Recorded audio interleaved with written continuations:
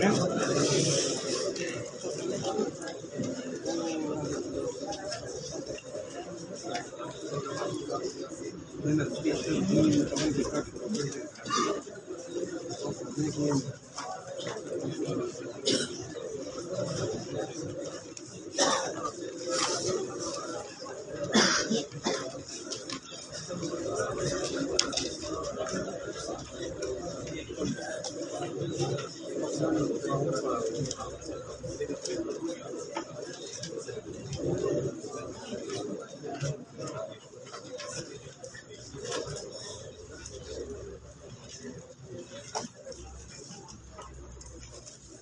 اللہ الرحمن الرحیم۔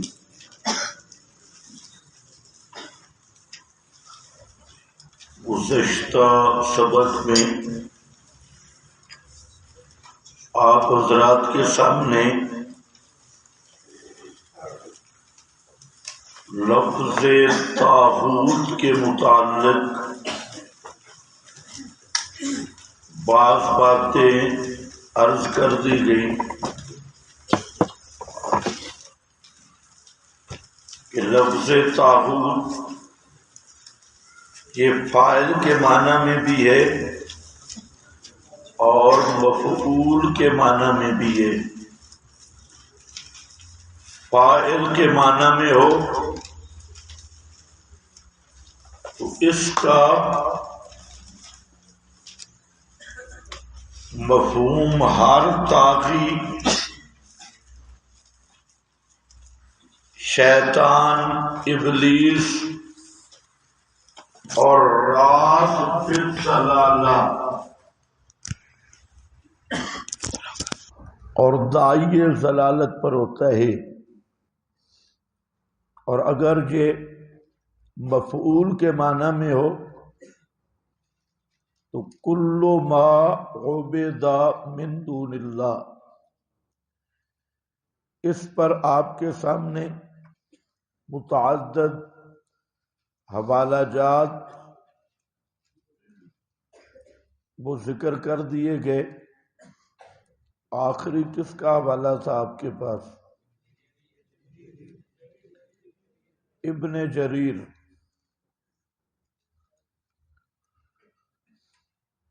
اب یہ آپ کے پاس جو آیت چل رہی ہے وہ 256 سورۃ البقرہ،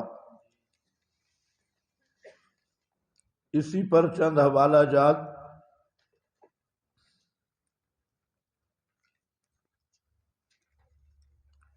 امام ماوردی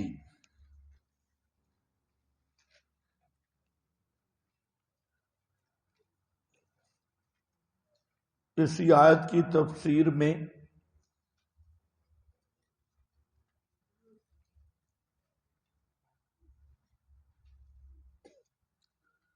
فرماتے ہیں کہ طاغوت کا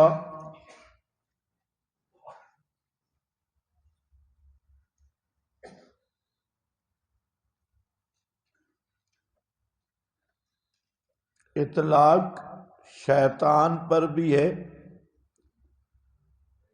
ساحر، جادوگر، کاہن، اصنام،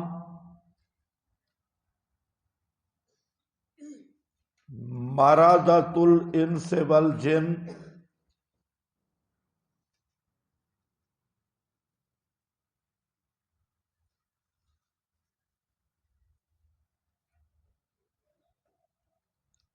کل ذی طغیان،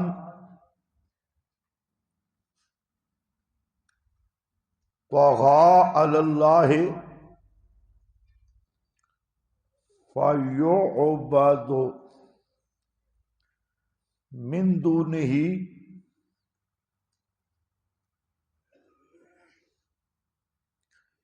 اما بقہر منہ لمن عبدہ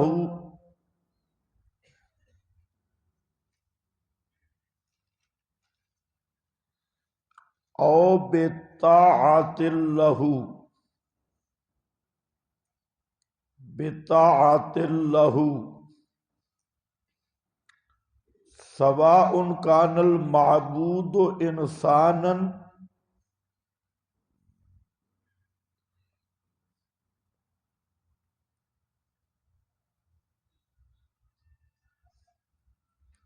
او صنما او صنما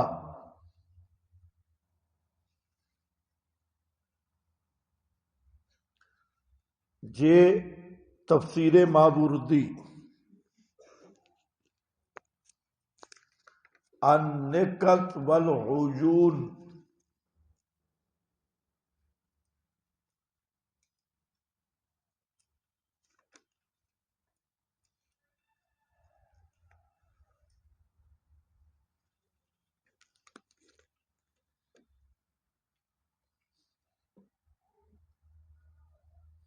نقطے ڈال کے آگے ذرا لکھو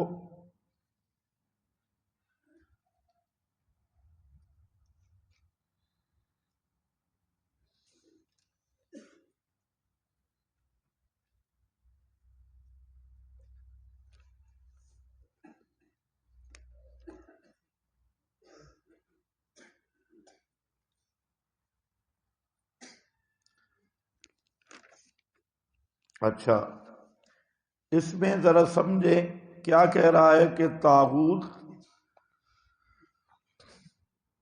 شیطان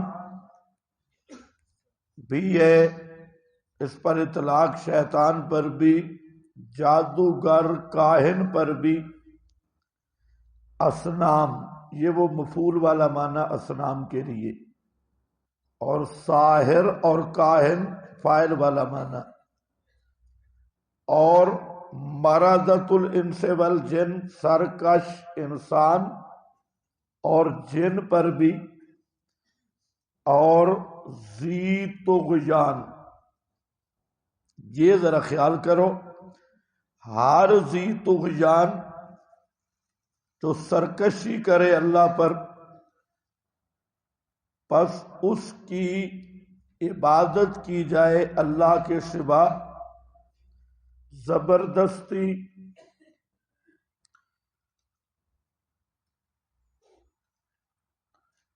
یا بطاعت اللہ، یا اس کی اطاعت کی جائے، بطاعت اللہ اطاعت کے ساتھ۔ اب اطاعت کے ساتھ عبادت کیا ہوگی؟ اللہ تعالی کے حکم کے مقابل اس کی اطاعت کی جائے، اللہ تعالیٰ کے حکم کے مقابل اس کی کیا کی جائے؟ اطاعت۔ یہ جملہ قابل غور ہے، بطاعت اللہ۔ آگے وہ عام ہے کہ وہ معبود انسان ہو یا کوئی اور چیز ہو، تو اس میں بھی یہ جو جملہ لائے کہ جس آدمی کی اللہ تعالی کے حکم کے مقابل اطاعت کی جائے گی، تو ایک تو وہ اطاعت اس کی عبادت ہوگی، اور دوسرا وہ کیا ہوگا؟ طاغوت، چاہے انسان ہو یا غیر انسان ہو۔ اسی طرح یہ کوئی نمبر شمبر بھی لگا رہے ہو یا ویسے؟ حوالہ نمبر کیا ہے؟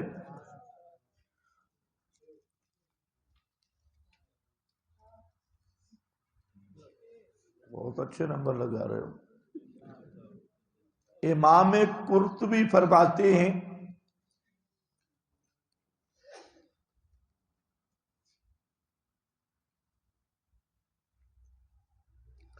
کل ما یصرف عن اللہ،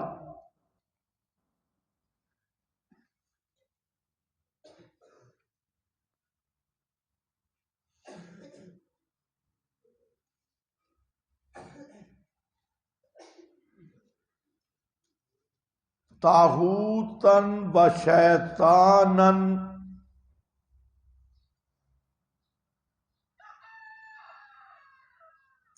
کان او انسانن،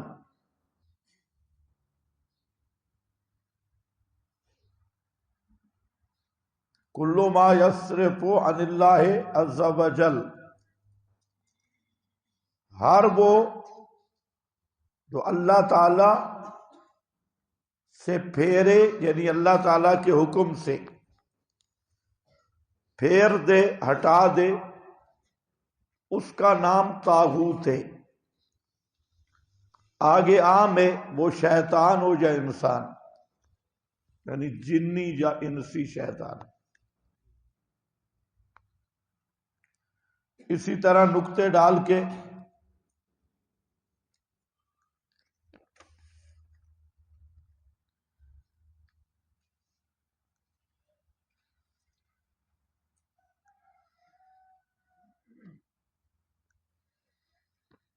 عبارت جوہری کی لائے جو پہلے لکھوائی جا چکی ہے۔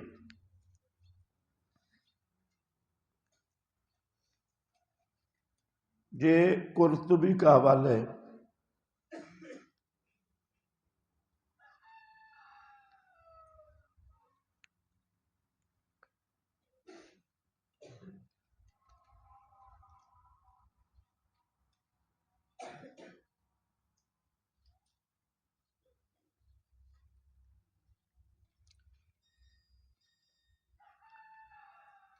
آگے روح المعانی میں بھی تقریباً یہی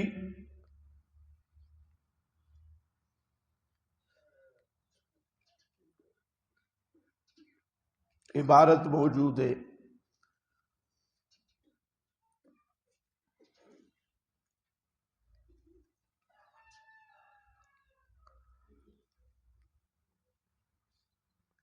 اس کے بعد ہے صاحب المنار،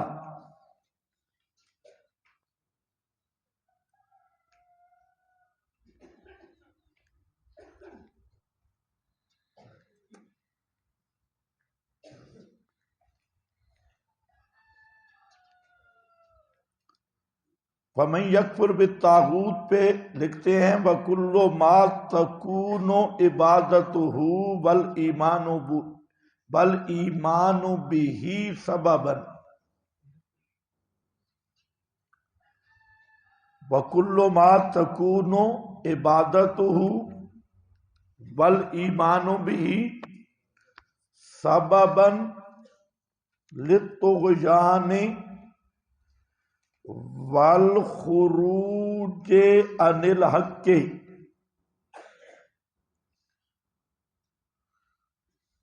ہر وہ جس کی عبادت اور اس کے ساتھ ایمان لانا طغیان کا سبب ہو اور حق سے نکلنے کا، من مخلوق یعبد ورئیس یقلد، ورئیس یقلد، خواہ وہ مخلوق ہو جس کی عبادت کی جائے یا رئیس ہو۔ رئیس سمجھتے ہو؟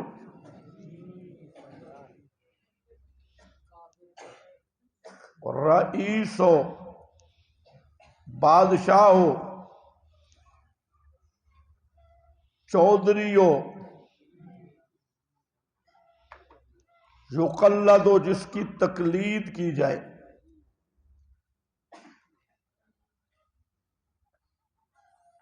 المنار،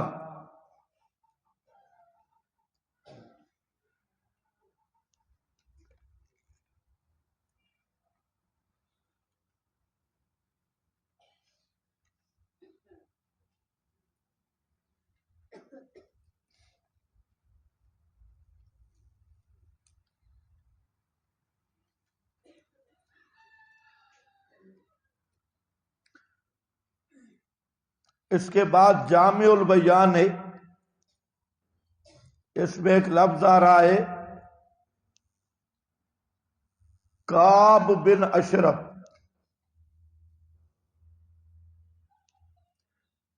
اور ہویئی بن اخطب۔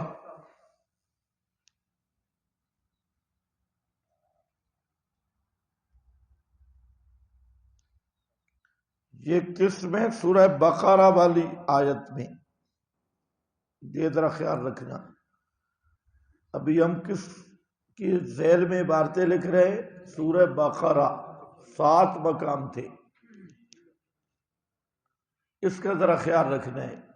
حالانکہ سورہ بقرہ میں کوئی کعب بن اشرف کے پاس نہیں گئے، وہ سورہ نساء کا معاملہ ہے، لیکن جہاں یہ طاغوت کا معنی یہ کر رہے ہیں کعب بن اشرف، ہویئی بن اخطب۔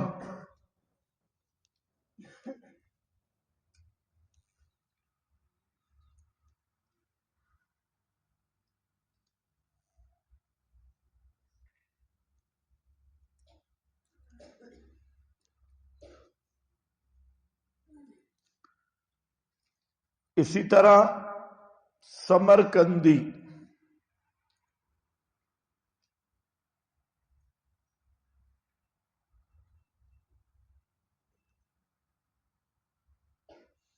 بس یہ اس آیت پر یہ چند حوالے ہیں۔ اس کے بعد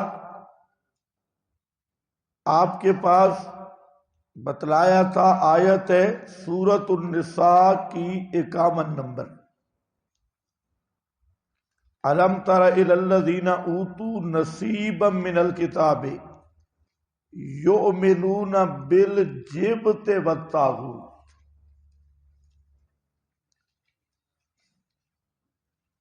بس میں نے حوالے لکھوانے ہیں، کل گفتگو اگر آپ کو سمجھ آ گئی تو یہ صرف تائیدیں لکھوا رہا ہوں۔ گفتگو کل ہو گئی 2 منٹوں میں، 7 مقام اور 1 مقام پر قرآن نے خود وضاحت کر دی طاغوت کی۔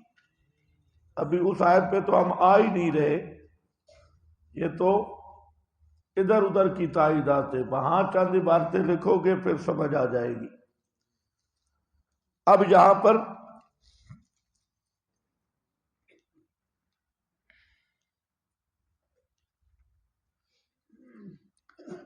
اس آیت کے تحت ایک تو خود آیت کے اندر کچھ چیزیں ہیں، الم تر الی الذین اوتوا نصیبا من الکتاب یؤمنون بالجبت والطاغوت ویقولون للذین کفروا ہؤلاء اہدی من الذین آمنوا سبیلا۔ چلو اس کے ساتھ ہی دوسری آیت بھی، آیت نمبر 60، الم تر الی الذین یزعمون انہم آمنوا، جو اصل مفسر اور مفصل آیتیں اور مفسر آیتیں۔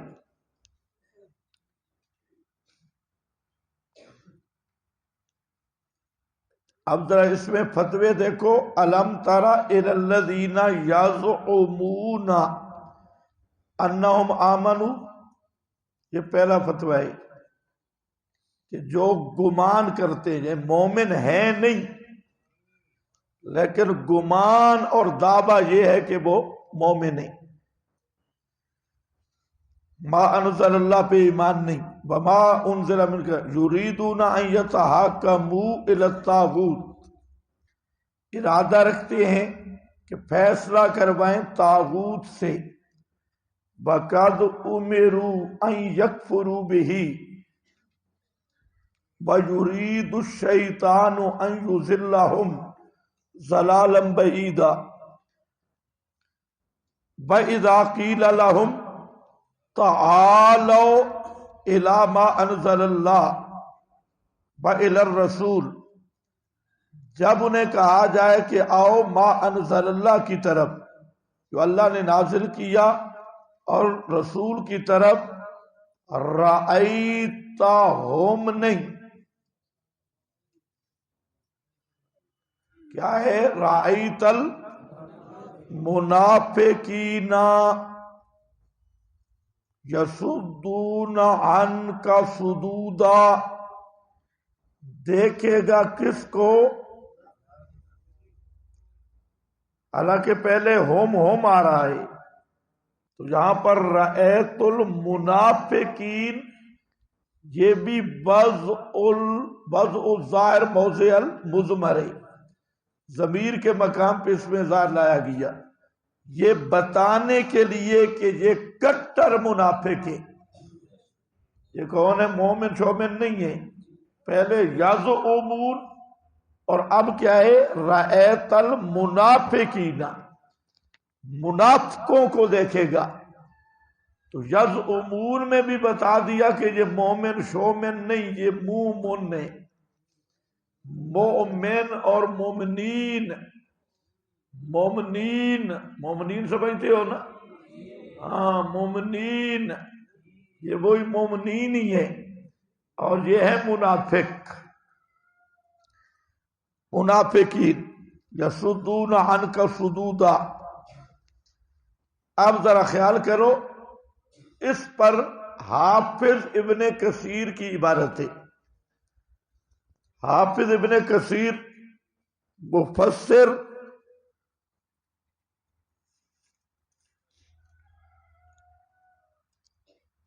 فرماتے ہیں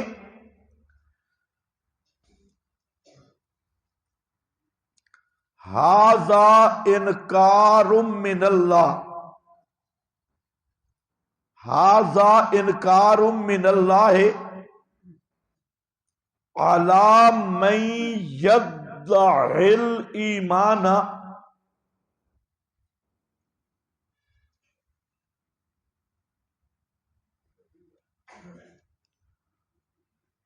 غور سے لکھنا بھی ہے، سمجھنا بھی ہے، بہت قیمتی عبارت ہے. ھذا انکار من اللہ علی من یدعی الایمان بما انزل اللہ،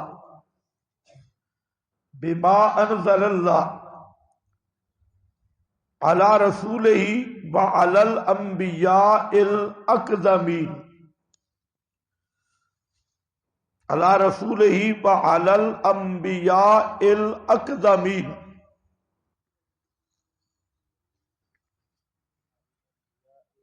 اقدمین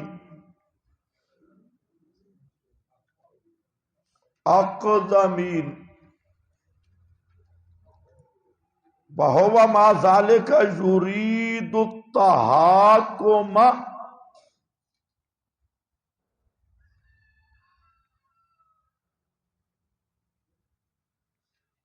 وَهُوَ مَا ذَلِكَ يُرِيدُ التَّحَاكُمَ فِي فَصْلِ الْخُصُومَاتِ إِلَى غَيْرِ كِتَابِ اللَّهِ وَسُنَّةِ رَسُولِهِ.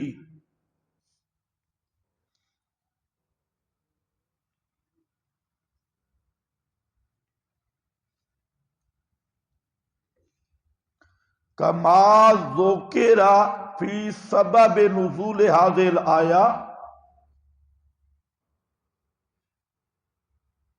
كما ذكر في سبب نزول هذه الآية.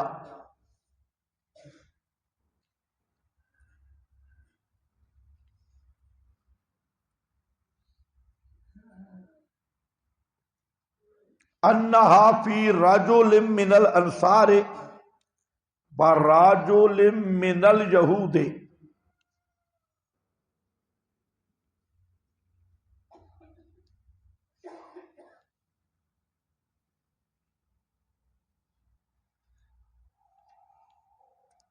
تخاصم فجعل الیہودی یقول بینی و بینک محمد صلی اللہ علیہ وسلم وذاک یقول بینی و بینک کعب بن الاشرف.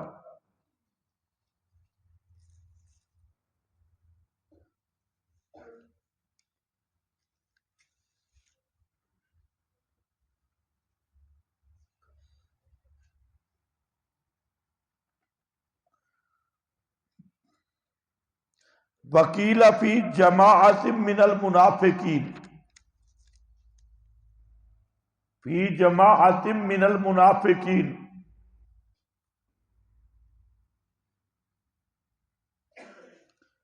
ممن اظہر الاسلام وارادوا ان یتحاکموا الی الحکام الجاہلیہ، ممن اظہر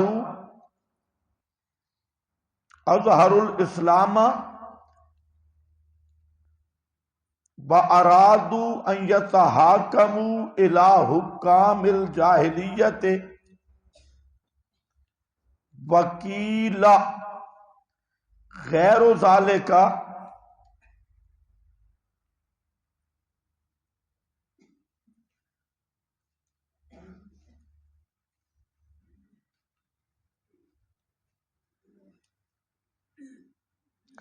والآیۃ اعم من ذالک کلہ،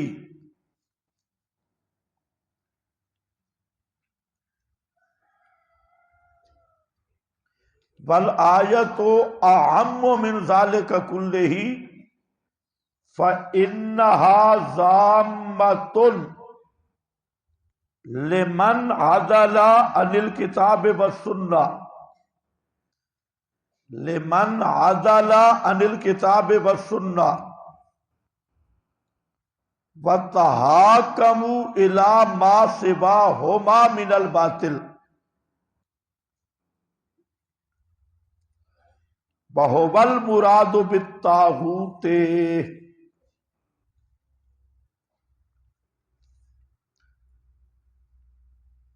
والآیۃ اعم من ذالک کلہ فإنہا ضامۃ لمن عدل عن الکتاب والسنہ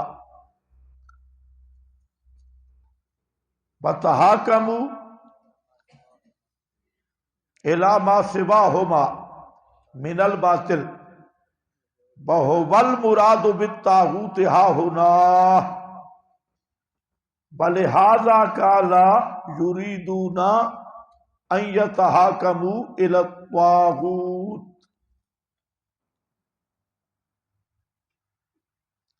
اب دیکھو، حافظ ابن کثیر رحمت اللہ علیہ فرماتے ہیں کہ یہ رد ہے اللہ تعالی کی طرف سے، انکار من اللہ، اللہ تعالی رد کر رہے ہیں کس پر؟ علی من یدعی الایمان، کہ جو آدمی اپنے آپ کو مومن کہے، دعویٰ کرے کہ میں مسلمان ہوں، ایمان کا دعویٰ کرے، اور ایمان کا دعویٰ بھی کس کے ساتھ ہو؟ بما انزل اللہ، کہتے ہیں جی میں قرآن پاک کو مانتا ہوں اور پہلی کتابوں کو بھی مانتا ہوں، ایمان بما انزل اللہ علی رسولہ وعلی الانبیاء الاقدمین، کہ رسول اللہ صلی اللہ علیہ وسلم پہ جو نازل ہوا اس پہ بھی میرا ایمان ہے، اور پہلے انبیاء ان پر جو نازل ہوا اس پر بھی میرا ایمان ہے، یہ دعویٰ ہے۔ وَهُوَ مَعَ ذَلِكَ، اور وہ ساتھ ساتھ ایمان کے دعوے کے ساتھ ساتھ ارادہ کرتا ہے کہ تحاکم، فیصلہ اپنے جھگڑوں کا وہ کتاب و سنت کے علاوہ کسی سے کروائے گا، کسی اور عدالت میں جائے گا، کتاب اللہ اور سنت کے حکم کے علاوہ کوئی اور ماخذ تلاش کرے گا تو اس پر یہ قرآن پاک نے کیا کیا ہے؟ رد کیا۔ تو اب منافق قرآن نے کس کو کہا اور ایمان کی نفی کس سے کی؟ جو کتاب و سنت کے علاوہ کہیں استنجا کرنے جائے؟ کتاب و سنت کا حکم چھوڑ کر کہیں علاوہ استنجا کے لیے جائے وہ منافق ہے۔ جب مسواک نہ استعمال کرے کیا کرے؟ فیصلہ نہ کروائے، تحاکم فی الخصومات۔ یہ تحاکم فی الخصومات کیا چیز ہے؟ یہ سیاست ہے یا نہیں ہے؟ تحاکم فی الخصومات یہ سیاست ہے یا نہیں؟ یہی تو سب سے بڑی سیاست ہے، خصومات اور نزاعات کا جھگڑا۔ اب جو لوگ کہتے ہیں جی سیاست الگ ہے اور دین الگ ہے، قرآن پاک کی اس آیت کے پیش نظر تحاکم الی الطاغوت یہ مناقض ایمان قرار دیا گیا ہے۔ مناقض ایمان، نواقض ایمان میں سے تحاکم الی الطاغوت سمجھو۔ تو اب جو شخص دعویٰ کرتا ہے جی دین الگ ہے اور سیاست الگ ہے، تو اس کے زندیق ہونے میں کوئی شبہ ہی نہیں ہے۔ اصل زندیق وہ ہے کہ جو یہ فرق کر رہا ہے، اور یہ سمجھو بات کہ یہ سب خرابیوں کی بنیاد ہی جہاں سے شروع ہوتی ہے کہ دین الگ چیز ہے اور سیاست الگ چیز ہے۔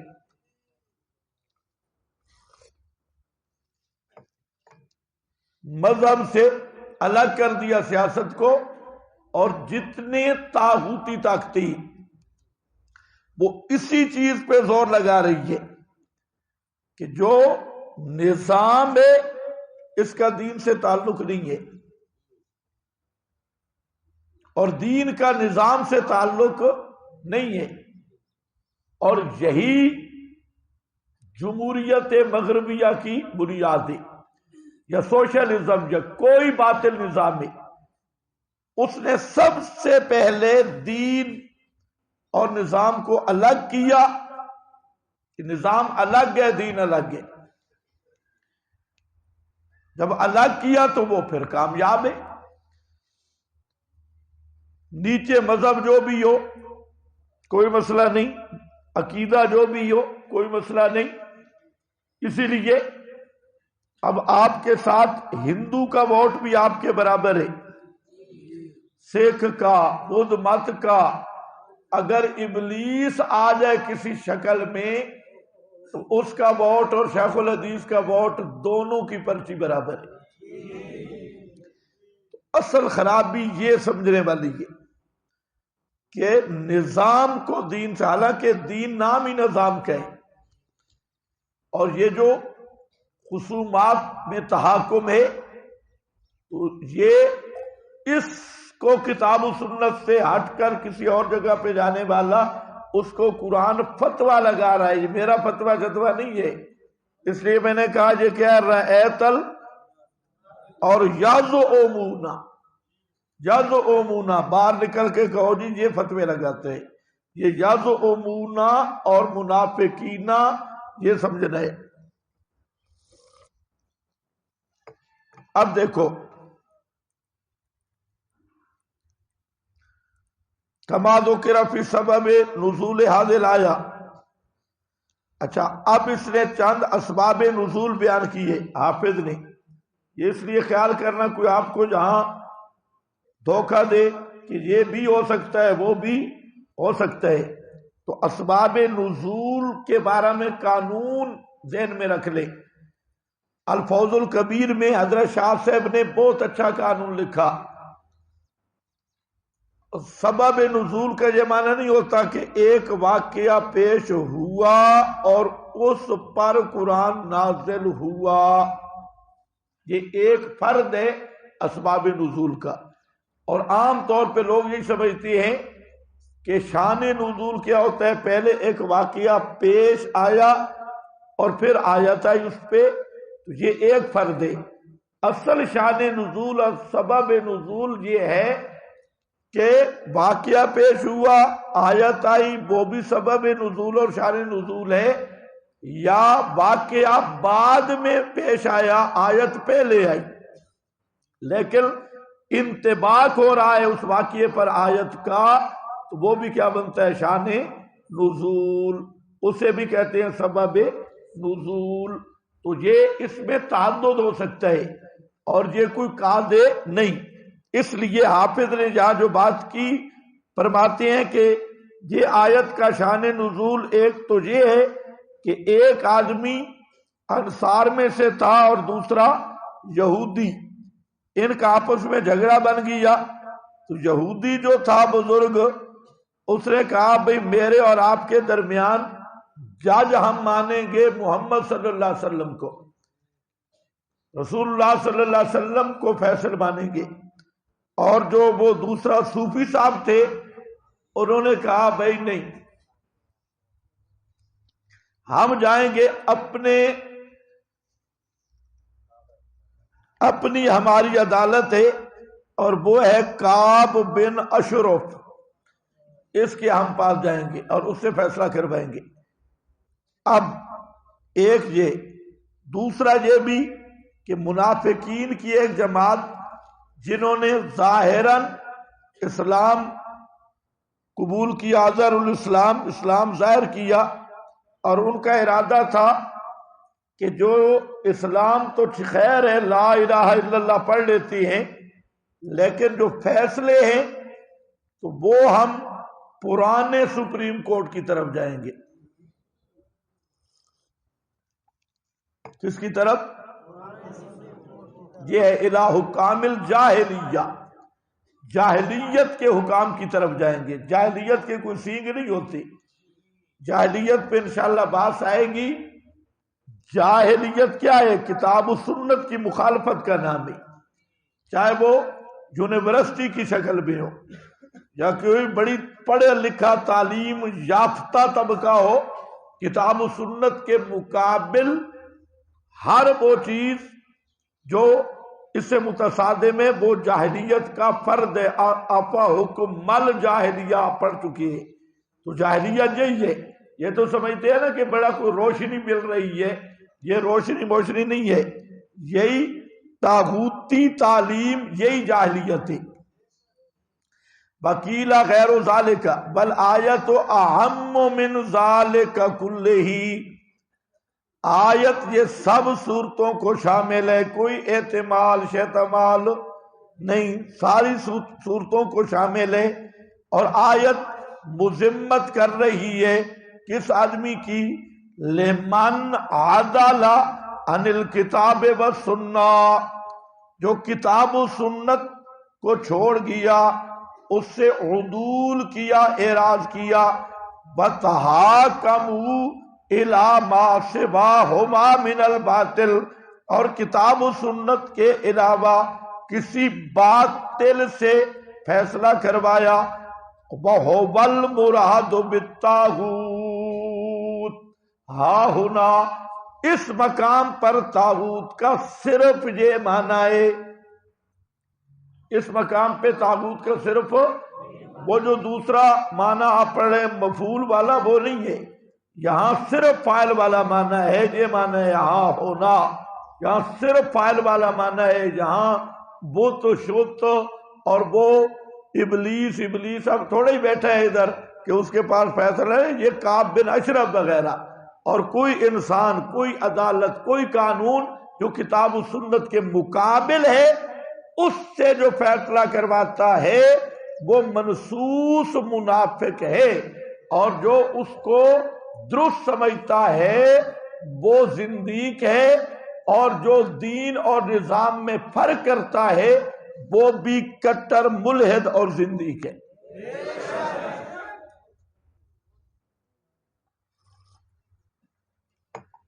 اب دیکھو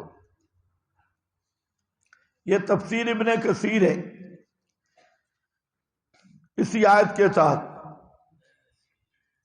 اب دیکھو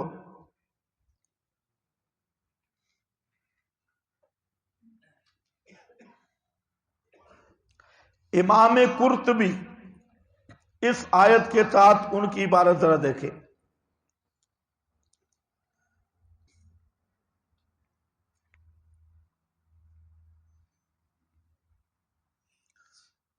کل من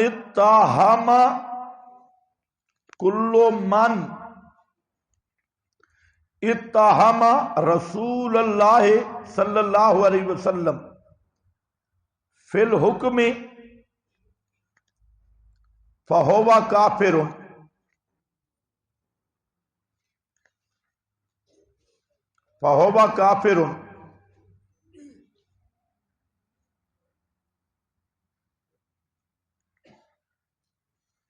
آگے نقطے ڈال لو.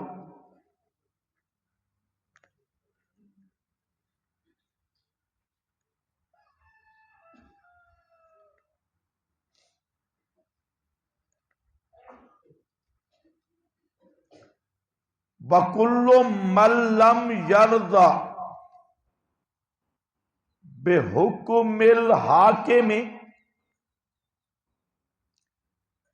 وَطَعَنَ فِيهِ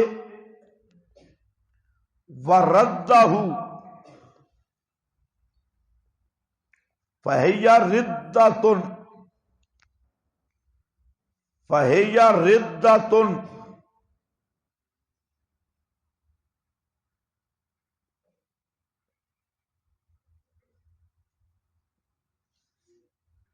قرطبی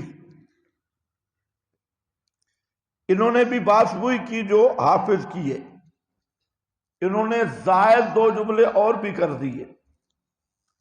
یہ فرماتے ہیں کہ جو آدمی رسول اللہ صلی اللہ علیہ وسلم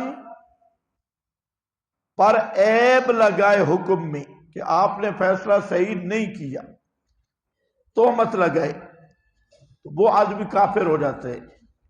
فہو کافرن. رسول کے فیصلے پر تہمت لگانے والا کون ہے؟ کافر ہے. غور نہیں کرنا، صرف کہے کہ یہ فیصلہ آپ نے درست نہیں کیا تو وہ کیا بن جاتا ہے؟ کافر.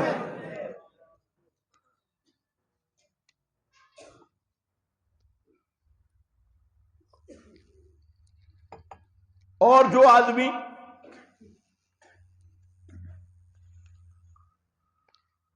قرآن پاک کی نصوص قطعیہ سے ثابت شدہ حدود اور احکام کو ظلم قرار دے، وہ کیا ہوگا؟ وہ تو کافر نہیں ہوگا نا، وہ کافر نہیں ہوگا. اور جو آدمی کہے کہ اس دور میں جہاد قتال والا ختم ہو گیا اور اس دور کا جہاد ہے الیکشن،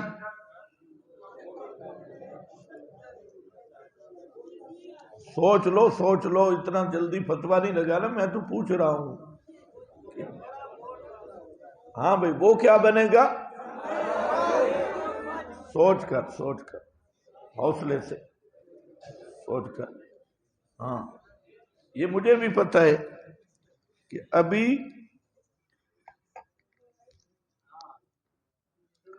رسوخ نہیں آیا، رسوخ رمضان میں آئے گا، کیونکہ اس وقت ایمان شیطان کی مٹھی میں نہیں ہوتا. ہاں بھائی، تو خیر سوچتے آؤ، فتویٰ نہ لگاؤ، سوچتے آؤ. اور جو حضرت جی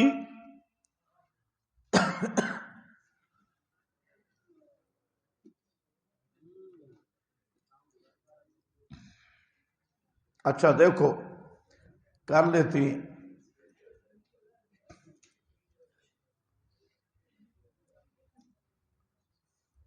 وَكُلُّ مَن لَّمْ يَرْضَ بِحُكْمِ الْحَاكِمِ وَطَعَنَ فِيهِ وَرَدَّهُ فَهِيَ رِدَّةٌ.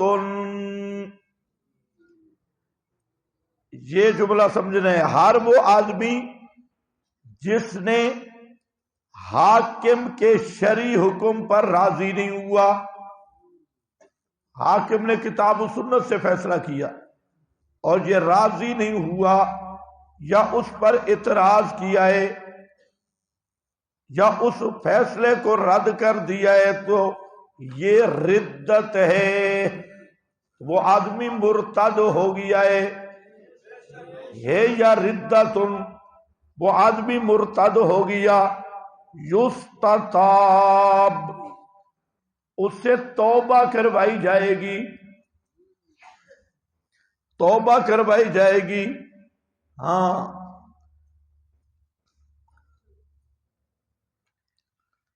یہ قرطبی ہے۔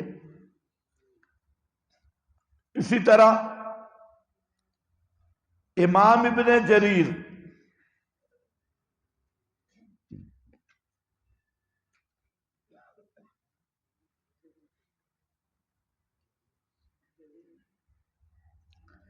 یہ اس آیت کی تفسیر میں فرماتے ہیں، یہ تیسرا حوالہ ہے،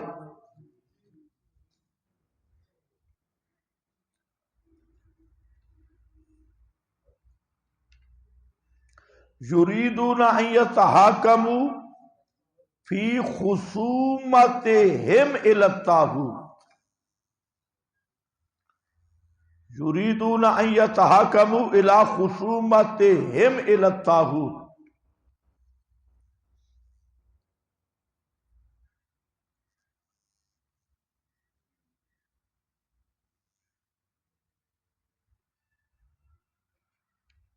الی خصومتہم،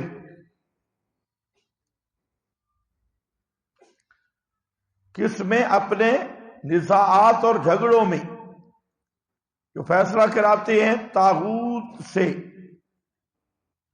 یعنی الی من یعظمونہ ویصدرون عن قولہ ویرضون بحکمہ من دون حکم اللہ۔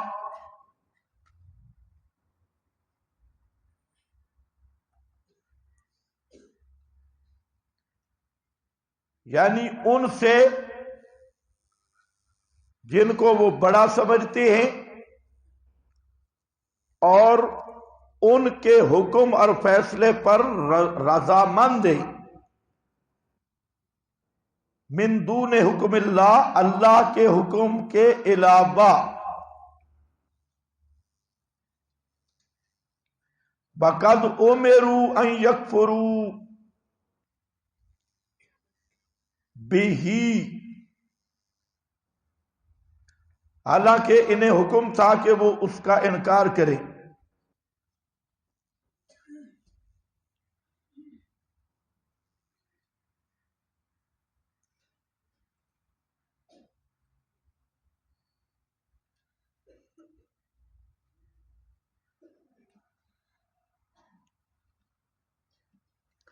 وَقَدْ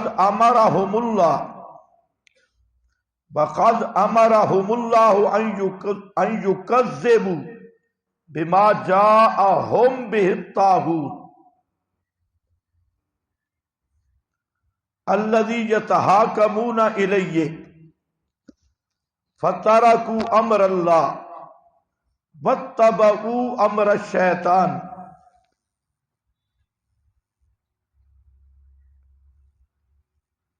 نکتے ڈال کے، ان الشیطان یرید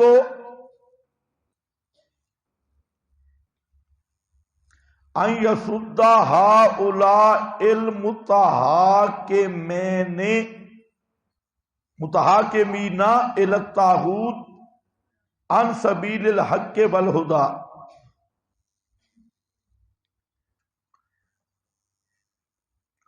یہ عبارت بھی واضح ہے کہ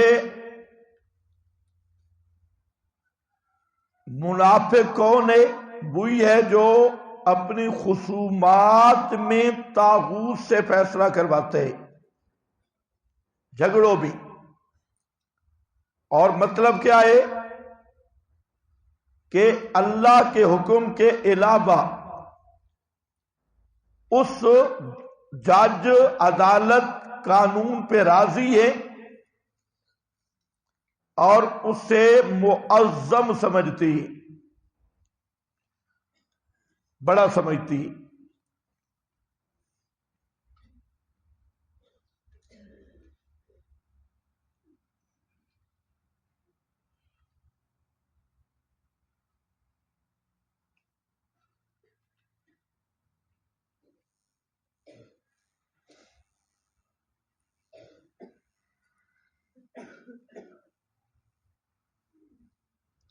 اب یہاں پر علامہ ابن عطیہ کی عبارت ہے۔ علامہ ابن عطیہ یہ علامہ ابن جریر تھے۔ قال القاضی،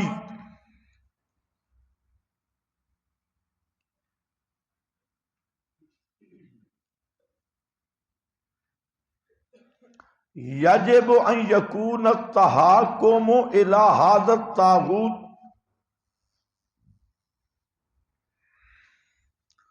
کالکفر،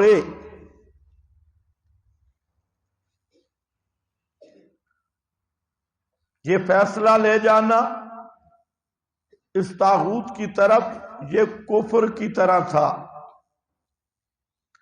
بعدم الرضا بحکم محمد، بعدم الرضا بحکم محمد کفر، اور محمد صلی اللہ علیہ وسلم کے حکم پر عدم رضا کفر ہے۔ جو رسول کے فیصلے پر راضی نہیں وہ کافر ہے۔ فلا وربک لا جو عطا 3 شرطیں کل پڑھی تھی ایمان کی۔ کفر ویدل علیہ وجوہ، اس کی کئی وجوہات ہیں۔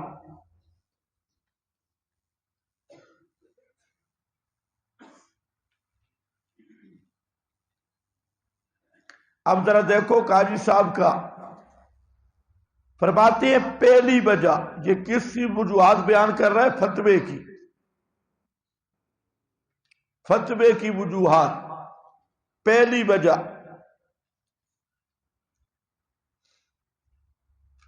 الاول انہ تعالی قال یریدون ان یتحاکموا الی الطاغوت وقد امروا ان یکفروا بہ۔ اے ذرا دیکھنا، تو پہلی وجہ یہ ہے کہ طاغوت سے فیصلہ کرانا، اس کو طاغوت کے ساتھ ایمان قرار دیا۔ غور کرو غور، پہلی وجہ کیا ہے کہ طاغوت سے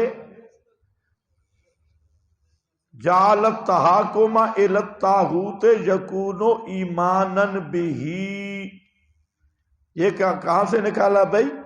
قد امروا ان یکفروا، قد امروا ان، تو کفر کس کے مقابلے میں؟ ایمان کی۔ تو طاغوت سے فیصلہ طاغوت کے ساتھ ایمان قرار دیا، اور ایمان بالطاغوت کفر ہے، تو تحاکم الی الطاغوت بھی کفر ہے۔ یہ کہنا چاہتا ہے پہلی وجہ فتوے کی وجوہات۔ ہاں بھائی،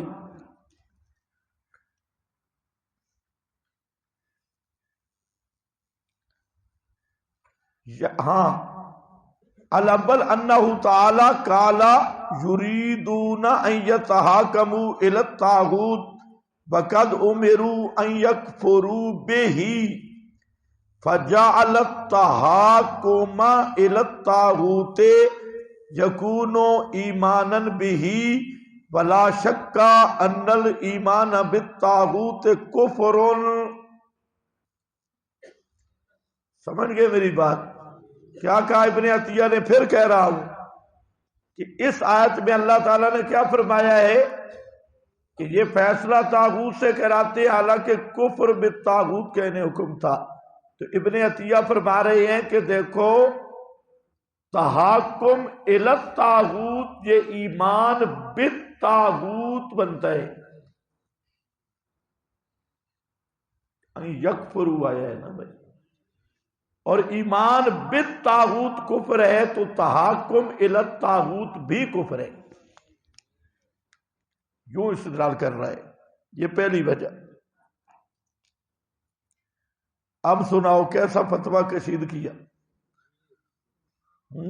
لیکن شکر ہے جو پہلے گزر گئی ہے. امام ابن عطیہ توبہ. اگر ہم کہتے تو کہتے دیکھو سغرے کبرے ملاتے. یہ سغرے کبرے امام ابن عطیہ ملا گئی ہے. اور یہ کوئی معمولی آدمی نہیں. روح المعانی علامہ علوسی جیسا آدمی ابن عطیہ کے اور جتنے مفسرین ہیں ان کے حوالے دیتی. بلکہ پہلے مجھے نہیں پتا تھا ابن عطیہ کی تفسیر کا. یہ دوسری تفسیروں میں پڑھ کے قال ابن عطیہ قال ابن عطیہ تو پھر بڑی مشکل سے ڈھونڈی تھی المحرر الوجیز یہ قال ابن عطیہ کون ہے. لیکن کئی مقام پہ یہ جو قال ابن عطیہ ہے یہ زبردست ہے. اب اس مقام پہ بہت خوب لکھا ہے اس نے اور زبردست گہرائی ہے اس کے علم کی. بہت اچھا بہترین بزرگ ہے. اب دیکھو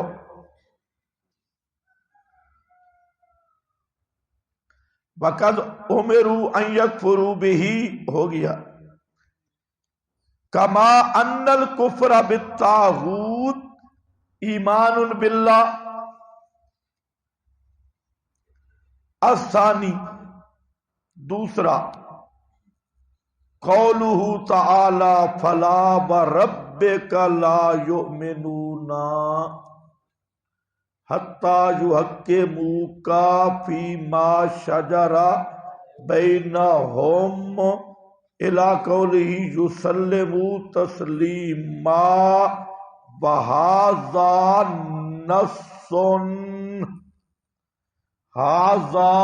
نص فی تکفیر من لم یرض بحکم الرسول. یہ بارہ ذرا سونے کے پانی کے ساتھ لکھنے والی ہے. ھذا نص فی تکفیر من لم یرضا بحکم الرسول. یہ فلا وربک لا یؤمنون والی آیت یہ نص ہے کہ جو رسول کے فیصلہ پہ راضی بھی نہیں تو وہ کافر ہے. منصوص کافر ہے. منصوص یہی بات کل میں نے کی تھی نا کہ منصوص کافر ہے. اسی لیے کہا یہ منصوص کافر ہے.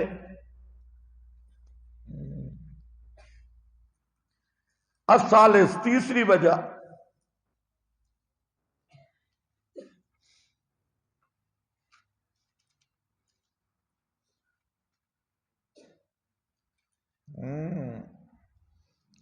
کہتا ہے کہ فَلْيَحْذَرِ الَّذِينَ يُخَالِفُونَ عَنْ أَمْرِهِ أَن تُصِيبَهُمْ فِتْنَةٌ أَوْ يُصِيبَهُمْ عَذَابٌ أَلِيمٌ. یہ تیسری وجہ ہے. کون سی وجوہات بیان کر رہا ہے؟ تحاکم الی الطاغوت کرنے والا کافر ہے. پہلی وجہ دوسری وجہ اب تیسری وجہ آ رہی ہے.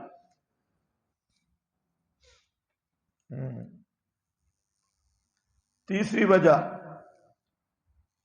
کہتے ہیں یہ سورہ نور کی آیت 63 لکھی ہے. وقت بچاتے ہوئے آیت کا نمبر لکھ لو. 63 نمبر آیت. یہ لکھ کر فرماتی ہیں وَهَذَا يَدُلُّ عَلَىٰ أَنَّ مُخَالَفَتَهُ مَعْصِيَّةٌ عَظِیمَةٌ. آپ کی مخالفت بہت بڑی نافرمانی ہے, گناہ ہے. وَفِي هَذِهِ الْآيَاتِ دلائل علی ان من رد شیئا من اوامر اللہ. ان آیات میں دلیل ہے کہ من رد شیئا من اوامر اللہ جس نے کوئی چیز رد کی اللہ کے اوامر سے او اوامر الرسول یا رسول اللہ صلی اللہ علیہ وسلم کے اوامر میں سے فَهُوَ خَارِجٌ عَنِ الْإِسْلَامِ فَهُوَ خَارِجٌ عَنِ الْإِسْلام وہ اسلام سے خارج ہو جائے گا. پہلے داخل تھا نا، کلمہ گو تھا، اب خارج ہو رہا ہے. ہاں یہ خراج یخرج بھی دیکھو، خارج تھا تو داخل تھا تو خارج ہو رہا ہے. ہاں تو یہ کلمہ گو کی بات کر رہا ہے. خارج عن الاسلام سواء ردہ من جہت شک او من جہت تمرد. آگے عام ہے کہ اس نے شک کی وجہ سے رد کیا یا تمرد کی وجہ سے رد کیا. وذالک یوجب صحت ما ذهبت الصحابة الیہ من الحکم بارتداد مانع الزکوٰۃ. کہتا ہے یہی وجہ تھی کہ جو مانعین زکوٰۃ تھے ان کے ارتداد کا حکم صحابہ نے دیا. وقتلہم وسبج اور ان کے قتل کا اور ان کے گرفتاری کا حکم دیا.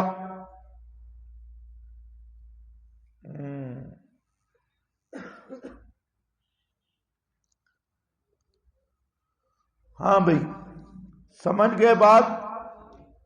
تو یہ جو ہے الکبیر میں امام رازی کی بالکل یہی عبارت ہے.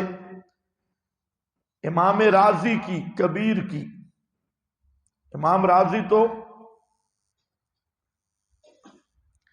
اب یہ جو قال القاضی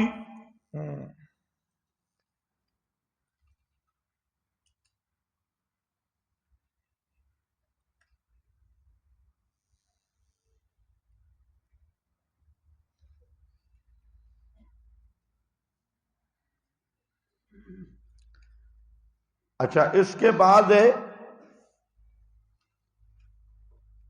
آپ کے پاس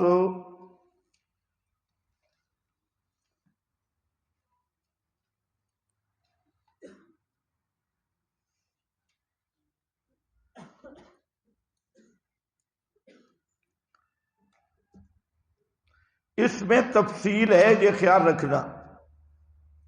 یہ حکم تب لگے گا جب قطعی طور پہ چیز ثابت ہوگی، ثبوت قطعی ہوگا. ایک تو ظنی امور ہے نا، وہ جیسے پہلے اصول میں طے ہے اس کا خیال رکھنا ہے. اچھا بھائی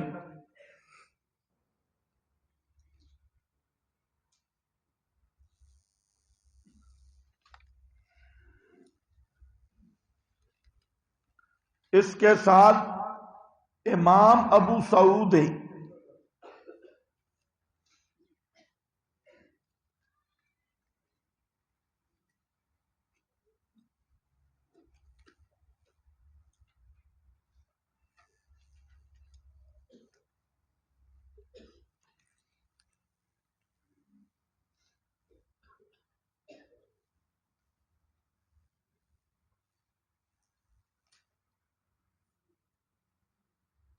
اس کی عبارت بھی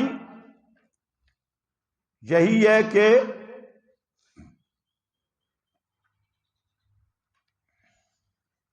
جو الا اختیار التحاکم الی غیر النبی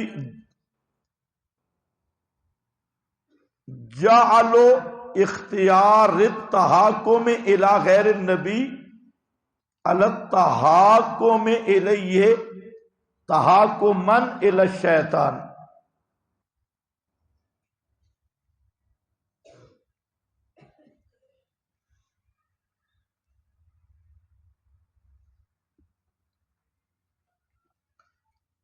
غیر نبی کی طرف تحاکم کا اختیار کرنا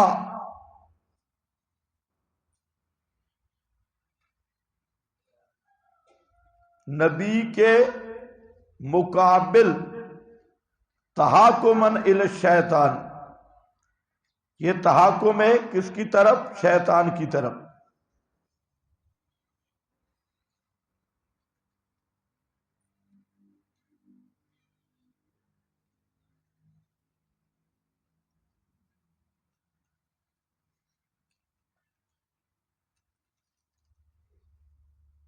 ابو سعود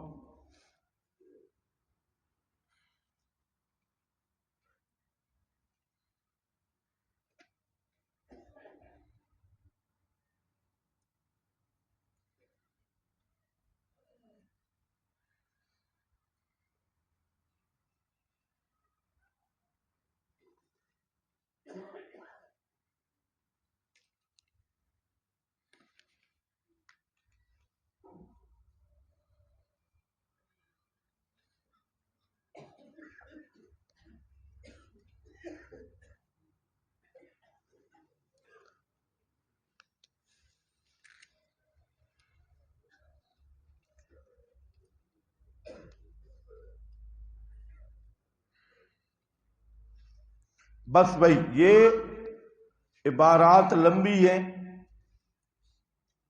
اور ساری عبارتوں کا کوئی فائدہ نہیں ہے، مقصد تھا ہمارا پہلے پورا ہو چکا ہے۔ اچھا، اس مسئلہ میں ایک تو اہل السنت والجماعت کا جو اصل نظریہ ہے وہ میں نے آپ کو بتا دیا۔ اس میں حکم جو بغیر ما انزل اللہ ہے، اس کی کتنی 3 صورتیں بتائیے، جن میں 2 کفر بنتی ہیں اور 1 فسق ہے، وہ کفر نہیں۔ اس کا ایک تو یہ خیال رکھے۔ دوسری چیز یہ ہے کہ اس مسئلہ میں چونکہ جو ہمارے مد مقابل ہیں، اس کو ذرا غور سے سننا، تو وہ تو اہل سنت وغیرہ کو نہیں جانتے۔ ہم نے اہل سنت کے قواعد کا پابند رہنا ہے، یہ بھی خیال رکھنا ہے۔ اہل سنت والجماعت کے جو قواعد ہیں ہم ان کے پابند ہیں، لیکن آپ کے جو مخاطب لوگ ہیں، خصوصاً طاغوتی حکمران یا طاغوتی لوگ، تو وہ تو چونکہ ذرا فرقہ واریت وغیرہ اور ان چیزوں کا وہ ایک لفظ یاد کرتے ہیں کہ ہم بالکل لبرل ہیں، آزاد ہیں، تو ان کے خلاف جو ہے کوئی بھی کلمہ گو مفتی ہو، اس کا فتویٰ آپ دکھا سکتی ہیں۔ کوئی سمجھ گیا کہ نہیں؟ لیکن خود اہل سنت کا پابند رہنا ہے۔ اور وہ چونکہ یہ جتنے سکول کالج وغیرہ لوگ ہیں، یہ سر سید کو ماننے والے، اور سر سید کے بارے میں ذہن میں رکھنا کہ وہ کٹر معتزلی ہے، اس کے جتنے بھی عام نظریات ہیں بالکل معتزلہ والے ہیں۔ تو لہذا ان کے سامنے آپ معتزلہ کے فتاوے بھی پیش کر سکتی ہیں، صرف اہل سنت کے فتاوے پیش کرنا ضروری نہیں۔ سمجھ گئے میری بات؟ کیونکہ آپ کا جو مد مقابل ٹولہ ہے، ایک تو آپ کو ہر بات کو اس طرح سمجھانا پڑتا ہے الامان والحفیظ، تو میں یہ بتا رہا ہوں کہ جو آپ کا مد مقابل نیچری لبرل روشن خیال طبقات ہیں، تو یہ تو نہ اہل سنت کو جانتے ہیں، نہ اہل تشیع کو، نہ معتزلہ، نہ خوارج، یہ تو سارے مسلمان بھرائے ہیں۔ کلمہ جس نے پڑھ لیا ہے، پورا کلمہ بھی سیدھا نہ آئے تو مسلمان ہے۔ تو اس لیے ان کے مقابلے میں آپ معتزلہ کے فتاوی پیش کریں تب بھی کوئی مسئلہ نہیں۔ طاہر القادری نے کتاب لکھی ہے فتنہ خوارج فلاں فلاں، اور پھر اس نے یہ ثابت کرنے کی کوشش کی کہ یہ فتوے تو جی خوارج دیتے ہیں، تو ہم کہتے ہیں تو کب کا اہل سنت ہے؟ پہلے تو اپنے آپ کو اہل سنت ثابت کر، پھر مذہب اہل سنت کا پابند ثابت کر۔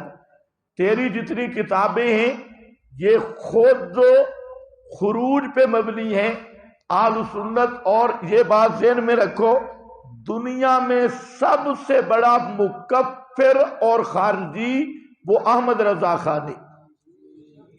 احمد رضا خان سے بڑا مکفر اور خارجی آج تک دنیا میں پیدا نہیں ہوا. اور یہ انشاءاللہ آپ دیکھیں گے کہ یہ آج طاہر القادری اور اس طرح کے دوسرے چند بریلر لگے ہیں جی، یہ جی جو جہاد کی بات کرے یا نظام کی بات کرے یا کفر بالطاغوت کی بات کرے تو ایک ہی تان، یہ تو جی خوارج ہیں. تو پہلی بات تو ہے کہ جو آپ کے ساتھ ہیں وہ کون ہیں؟ پھر آپ کا تعارف کیا ہے؟ من انت، کون ہے تو؟ رضا خان کا ماننے والا؟ تو رضا خان سے بڑا مکفر المسلمین دنیا میں نہیں.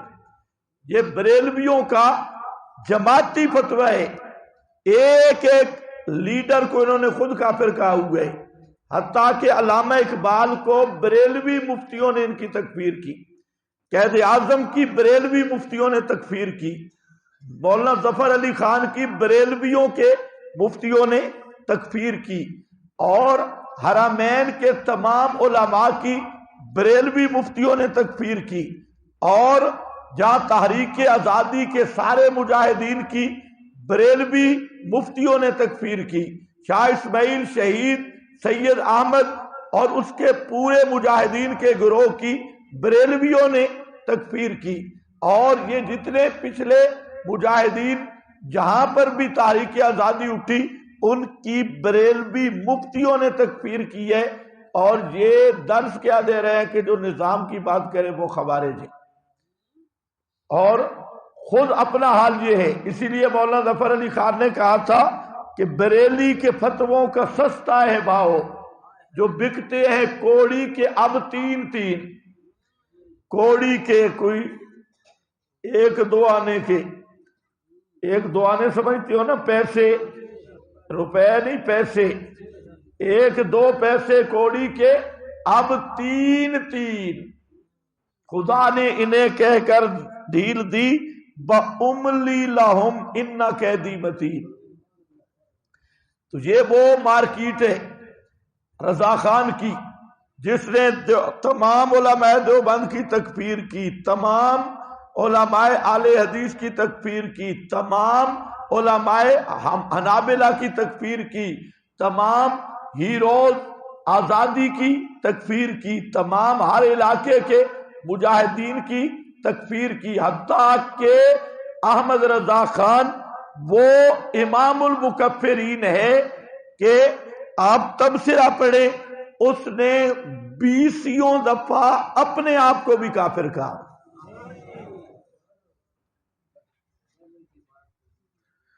اپنے آپ کو بھی کیا کہا ہے؟ اس لیے احمد رضا کا اصل نعرہ تھا کافر کافر سارے کافر. اس کا اصل یہ نعرہ تھا. جب آپ بھی گیا اپنے فتوے سے تو پیچھے کوئی رہ گیا. تو اس لیے یہ چند ٹٹو ہیں، وہ کینیڈا شیخ الاسلام اور بھی چند ادھر پھر رہے ہیں، وہ جب نظام کی بات کرو تو فوراً جی یہ تو مکفر ہے، یہ تو تکفیر کر رہے ہیں، یہ تو معتزلہ کا مذہب ہے، یہ تو خوارج کا مذہب ہے. تو میں کہتا ہوں کہ مقابلے میں کون ہے؟ طاغوتی ہے سر سیدی، اور سر سید تو خود معتزلہ کا سرغنہ تھا. تمہیں سمجھ کوئی نہیں ہے. باقی الحمدللہ ہم اہل السنت والجماعت کے اصل منہج پہ قائم ہیں، اور ہم ان قواعد کے پابند ہیں، اور اصل اہل السنت والجماعت ہم لوگ ہیں جو صحیح معنوں میں اصول اہل السنت کے بھی ہم پابند ہیں، فروعات اہل السنت کے بھی ہم پابند ہیں. اور یہ جتنے دوسرے حضرات ٹٹو چھٹو ہیں یہ نہ اہل السنت ہیں اور نہ ہاں بھئی دیکھو اہل السنت کے ساتھ ان کا تعلق ہے، یوں بنا لو عبارت. اب دیکھو یہ یہاں تک میں نے آپ کے سامنے بات کر دی طاغوت کی. میرا خیال ہے اس پر جو ہمارے اصل عنوان تھے وہ مکمل ہو گئے. اصل عنوان کتنے تھے؟ 3. یہ 3 عنوان مکمل ہو گئے. اب ذرا خیال کرو، بس ٹھیک ہے، اس کو جانے دو. ساری باتیں لائیو نہیں ہوتی ٹھیک. اب دیکھو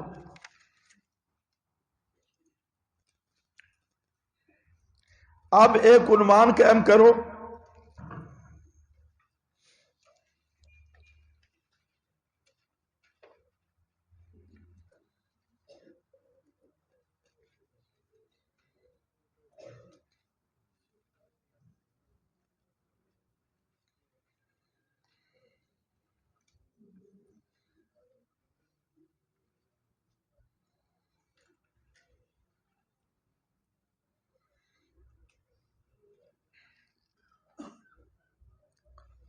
ریاست اسلامیہ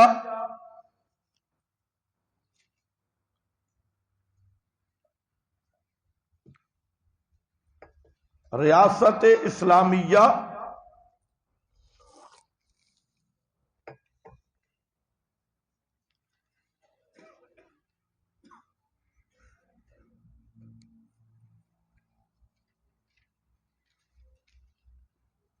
کی اساس ثلاثہ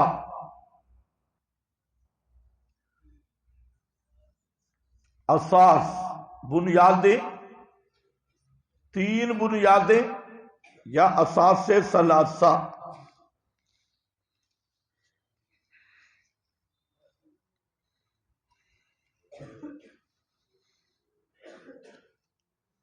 یہ ایک مستقل مسئلہ آ رہا ہے، لیکن اس میں میں نے کچھ عنوان دینے ہیں جس پہ تیاری کرنا ضروری ہے. اسلامی حکومت یا ریاست مدینہ،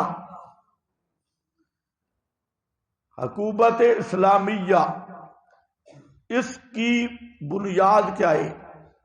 اس کی تین اہم بنیادیں ہیں. نمبر ایک الشورا،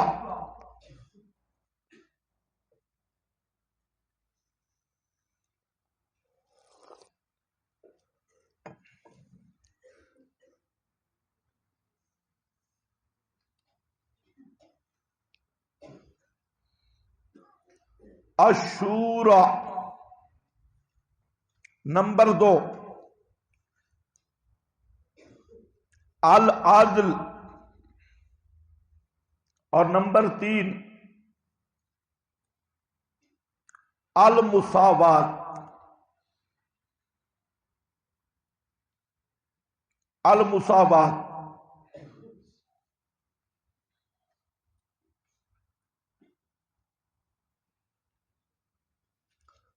پہلی بنیاد کیا ہے؟ الشورا.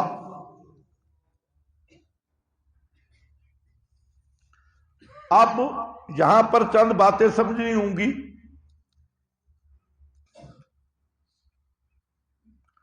کہ جو شورا ہے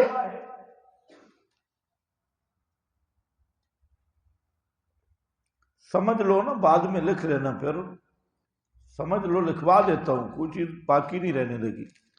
ہم نے سیدھا سیدھا قرآن پہ چلنا ہے. شورا، شورا کس کو کہتے ہیں؟ مشورہ کو. تو شورا میں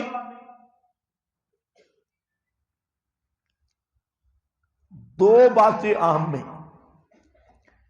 ایک بات یہ کہ مشورہ کن امور میں ہوگا، امور مشورہ. اور دوسری بات کہ رکن شورا کی اہلیت کیا ہوگی. رکن شورا کی کیا ہے؟ اہلیت کیا ہوگی. یہ دو، یہ جو پہلا معاملہ ہے کہ شورا، بلکہ تین کر لو، پہلے شورا پہ بات کر لیتے ہیں کہ شورا کی حیثیت کیا ہے. خود نفس شورا کا وجوب، اور پھر مشورہ کن امور، امور مشورہ، اور تیسرا ارکان شورا کی اہلیت. یہ تین چیزیں یہ سمجھ لیں. اصل میں ہے تھوڑی تفصیل، لیکن میں اس کو شارٹ کر رہا ہوں. بات سمجھانا مقصد ہے صرف. تو پہلا امر جو ہے شورا کا وجوب کہہ لو یا اہمیت کہہ لو، جو مرضی، یہ ہے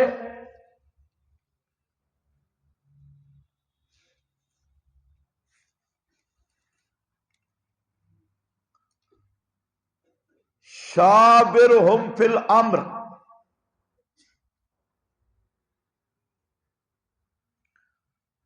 شاورہم فی الامر، یہ آیت ذرا نکالیں.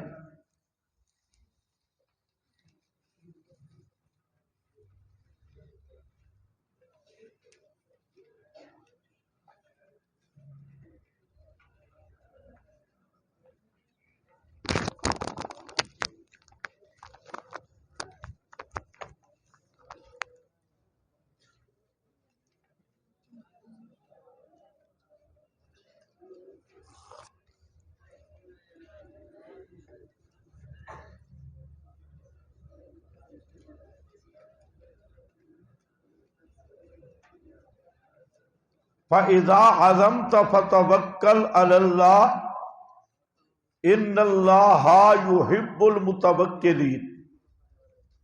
بولو صفحہ 141.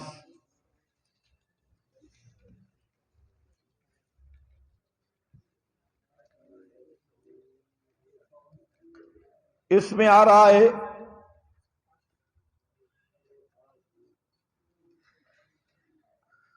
جنگ کی بات چل رہی ہے، اور اس میں فَاعْفُ عَنْهُمْ وَاسْتَغْفِرْ لَهُمْ وَشَاوِرْهُمْ فِي الْأَمْرِ. آپ انہیں معاف کر دیں، ان کے لیے استغفار کریں. وَشَاوِرْهُمْ، اور ان سے مشورہ لیتے رہو، فی الامر، امر میں.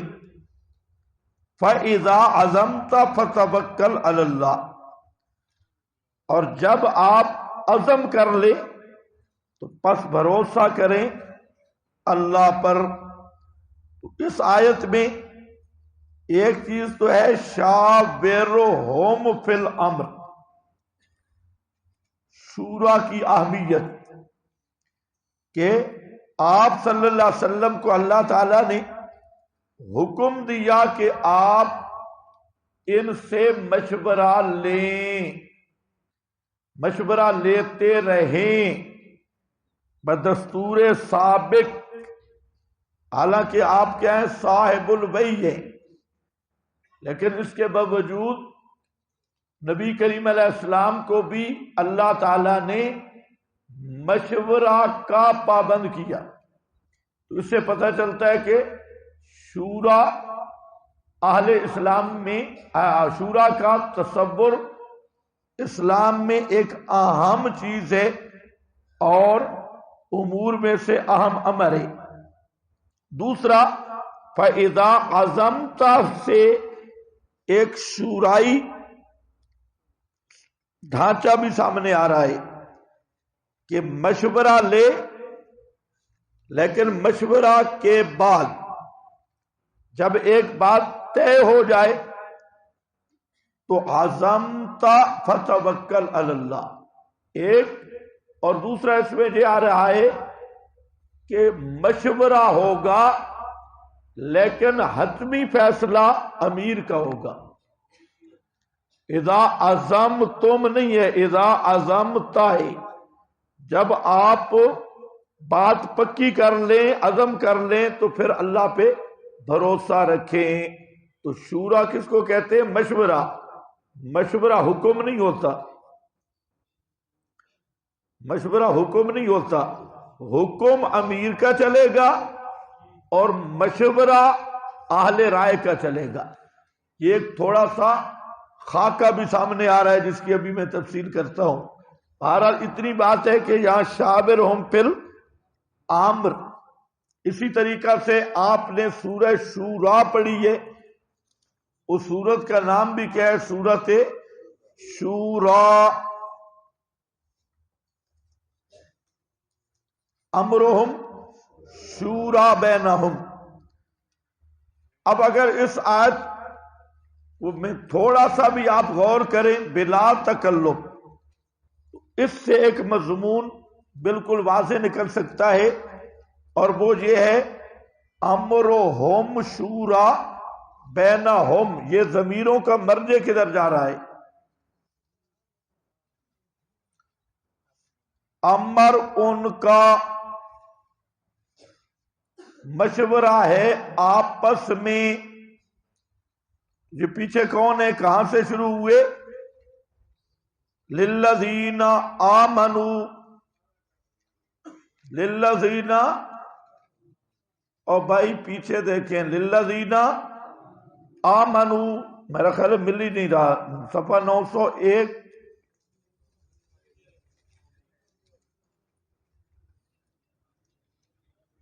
وما عند اللہ خیر وابقا. اب یہ ہے للذین آمنوا ایک، علی ربہم یتوکلون دو، یجتنبون کبائر الاثم والفواحش تین، وَإِذَا مَا غَضِبُوا هُمْ يَغْفِرُونَ کتنے ہو گئے؟ وَالَّذِينَ اسْتَجَابُوا لِرَبِّهِمْ وَأَقَامُوا الصَّلَاةَ. یہ 6 اوصاف بھی آ گئے ممبران شورا کے. ان کا مشورہ ہوگا آپس میں، جن کے اندر یہ اوصاف ہیں. اور ان 6 اوصاف کا خلاصہ کیا نکلے گا کہ شورا میں ایک تو پہلی شرط ایمان ہے، مومن آدمی ہوگا، اور دوسرا عادل ہوگا. دوسرا کیا ہوگا؟ عادل. 6 صفتوں کا خلاصہ مومن بھی ہو اور عادل بھی ہو. اس لیے جہاں پر یجتنبون کبائر الاثم، کبائر اسم سے بچتا ہو، وہ کیا ہو؟ عادل اور سکہ آدمی ہو. امرہم ان کا یہ جن کا پیچھے ذکر ہے، ہم ان کا جو معاملہ ہے، ان کی آپس میں شورا ہوگی. اس آیت میں میری طرف توجہ فرماؤ، خلاصہ میں نکالوں گا. اس آیت میں شورائی ڈھانچہ پیش کیا گیا کہ شاورہم میں مشورہ ہوگا، لیکن بعد از مشورہ، جب مشورہ طے ہو جائے تو پھر توکل علی اللہ ہوگا. اس مشورہ ہونے کے بعد اس میں تبدیلی نہیں ہوگی. ایک دوسرا، ارکان شورا مشورہ دیں گے لیکن حکم امیر کا چلے گا. عزمتا، یہ 2 چیزیں اور یہاں پر کیا آیا؟ ارکان شورا کی اہلیت، کہ شورا کن لوگوں پہ مشتمل ہوگی. وہ 6 اوصاف ذکر کیے، اور اس 6 کا خلاصہ نکالو تو 2 بنتی ہیں، ایک مومن ہو اور دوسرا عادل آدمی ہو. یہ 2 وصف ضروری ہے جو مسلمانوں کی شورا کا رکن بنے گا. یہ چیزیں تو بلا تکلف سیدھی قرآن سے ثابت ہے، اس میں تو کوئی ادھر ادھر استنباط بھی نہیں ہے. خود ان ضمیروں کو آپ دیکھ لیں یہ کدھر جا رہی ہے. اور پھر امرہم شورا بینہم، تو اسی میں یہ ارکان شورا کی بات ہے اور آ گئی. تو یہ اس میں اہمیت شورا اور شورا کا ایک اجمالی نقشہ ہے. اجمالی نقشہ پہلی آیت سے 2 چیزیں اور اس آیت سے اہمیت بھی ہوئی، اہمیت کو بھی شامل ہے اور ارکان شورا کے اوصاف کو بھی شامل ہے۔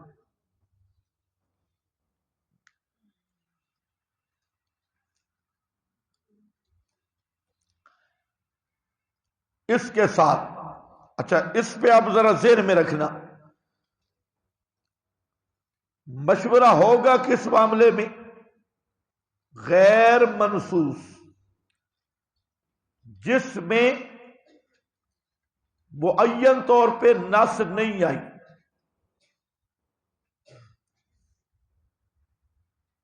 مشورہ ہوگا کس میں؟ جس میں معین طور پہ نص نہیں موجود، یعنی امور اجتہادیہ۔ کیوں لکھ لو یہ مشورہ جو ہوگا کس میں ہوگا؟ امور اجتہادیہ میں ہوگا۔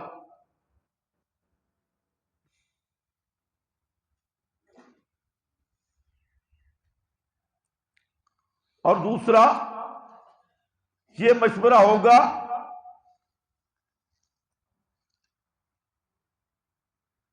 امور انتظامیہ میں۔ بس اب جو مسائل اور احکام منصوص ہیں ان میں مشورہ ششورہ کوئی نہیں، ان میں یہ ہے کہ ان کا نفاذ کیسے ہے، کہ آج شورا بیٹھ جائے بھئی عصر کی نماز پڑھیں یا نہ پڑھیں، مشورہ کر لیں، یہ مشورہ ہو سکتا ہے؟ کیونکہ یہ منصوص ہے۔ منصوص میں مشورہ نہیں ہوتا، غیر منصوص ہوگی جہاں تھا معین طور پہ نص موجود نہیں، اور جو منصوص کے بارے میں مشورہ ہے وہ نفاذ کے امور انتظامیہ، جو امور سیاسیہ کے ان کا اجرا کیسے کرنا ہے، اس میں تبدیلی نہیں کر سکتے، یہ بات بھی ہوگی۔ اس سے اجتہاد بھی ثابت ہو رہا ہے، خیال کرنا، اس لیے غیر مقلد حکومت بنا ہی نہیں سکتے، اہل حدیث ہو کر وہ حکومت نہیں بنا سکتے۔ جب یہ بل پاس ہوا تھا نا صدر ضیاء کے زمانے میں، بل پاس ہو گیا، وہ کر رہے تھے کہ پاکستان کی اکثریت فقہ حنفی کی ہے، لہذا پاکستان کا آئین فقہ حنفی بنا دیا جائے۔ پہلے بھی اسلامی حکومتوں کا آئین فقہ حنفی رہا، اس وقت جتنے غیر مقلد تھے شیعوں کے ساتھ مل کے انہوں نے اتنا زور لگایا تھا کہ فقہ حنفی کو ہم نہیں مانتے، فلانے کو نہیں مانتے، لیکن ہمارے علماء نے پتہ نہیں ان سے پوچھا نہیں کہ تم کیا چیز نافذ کرو گے۔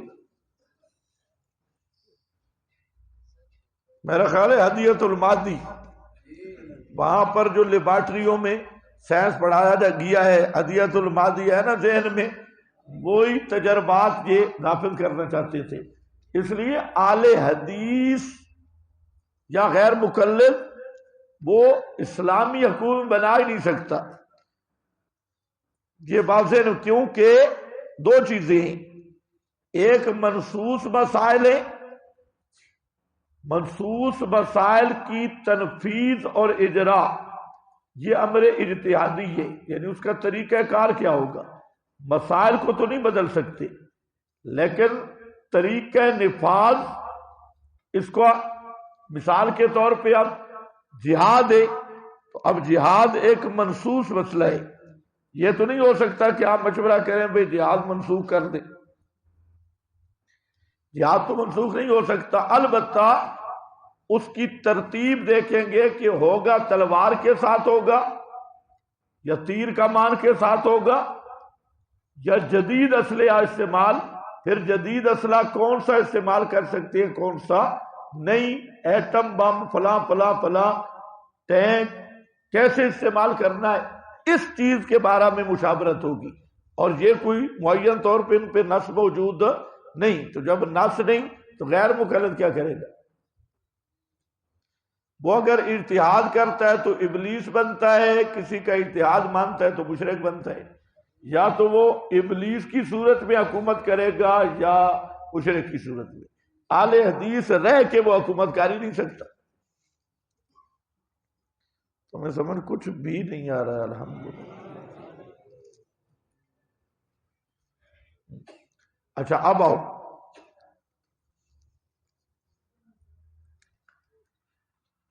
تو شورا میں اگلی بات سمجھو، کیا شرط بن گئی کہ شورا کے جو ممبران ہوں گے وہ مومن بھی ہوں گے، عادل بھی ہوں گے. کوئی یہودی شورا کا رکن نہیں بن سکتا، کوئی غیر مسلم وہ شورا کا رکن، وہ بتانا بنتے، اسے قرآن نے روک دیا ہے، ان کو شورا میں بٹھا بھی نہیں سکتے، وہ حرام ہی. تو اب اسی قانون کو لے لو، یہ جو آج کل آپ کے ملا کہہ رہے ہیں نا کہ شورا تو ہے نا جی، تو ہماری جو پارلیمنٹ ہے یہ شورا ہے، تو ہم کہتے ہیں کہ تمہاری شورا کے لیے کوئی اہلیت بھی ہے یا نہیں؟ اور اہلیت شورا کی بنتی ہے کس سے؟ پہلی شرط ایمان ہے، ایمان ہے. اور یہ جو تمہارے بیٹھے ہوئے ہیں، کوئی رافضی، کوئی قبر پرست، خود تمہارا وزیر اعظم پاک پتن پہ سجدہ کر رہا ہے، اور وہ جو دوسرا گنجا شیطان ہے وہ علی حجویری کے دربار پہ جھکا ہے، اور یہ جتنے حکمران ہیں قبروں کے پجاری، تو یہ مسلمانوں کی شورا کے رکن بن سکتے ہیں؟ تو پھر خلیفۃ المسلمین کیسے بنیں گے؟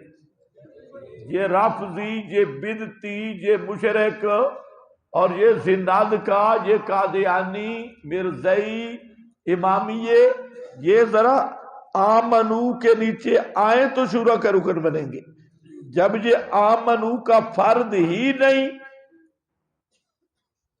تو اسلامی شورا کا یہ رکن بن سکتے نہیں.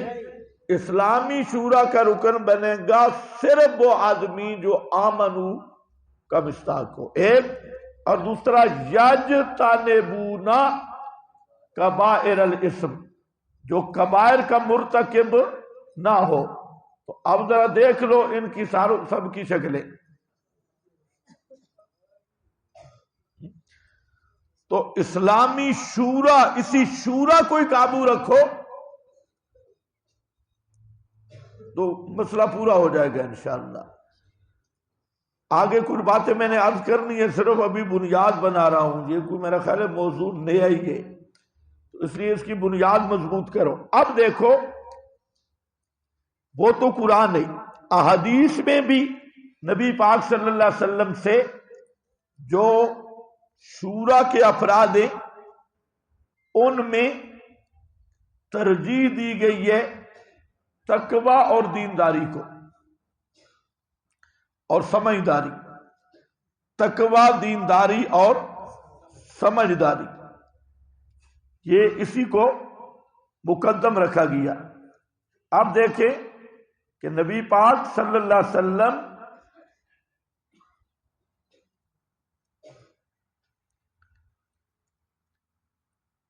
کی سیرت دیکھ لیں. مثلا بدر کا موقع آیا، بدر کی لڑائی میں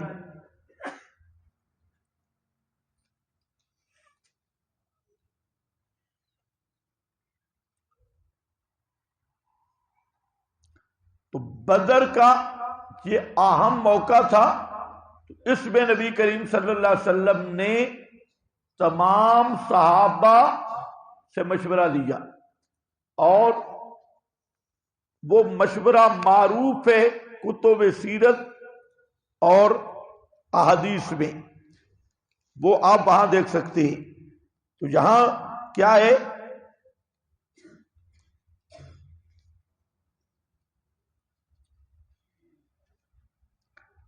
اچھا، اس میں اگر آپ سیرت کا مطالعہ کریں، اب ایک نیا باب بھی کھلے گا کہ ہر آدمی کو نبی پاک صلی اللہ علیہ وسلم کی، خصوصاً طالب علم اور مولوی کو، آپ کی سیرت کا مطالعہ کرنا ضروری ہے.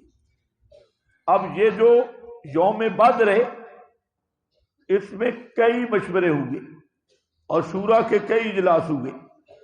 پہلے تو یہ اجلاس تھا کہ وہ نفیر یا عیر،